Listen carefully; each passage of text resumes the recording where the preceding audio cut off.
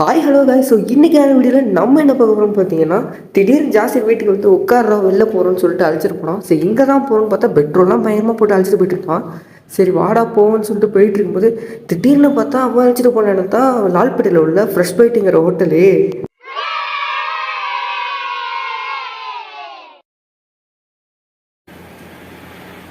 இலையை கிழிச்சிட்டான், வேறு இலையை மாற்றிடலாம்.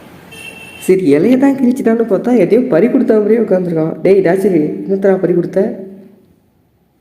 ஐயோ ஐயோ சிரிப்புக்கு ஒன்றும் குறைச்சிடல போ. ஆக்சுவலாக நாங்கள் சாப்பிட வந்ததே ஷவர்மா சாப்பிட்லான்னு வந்தோம்.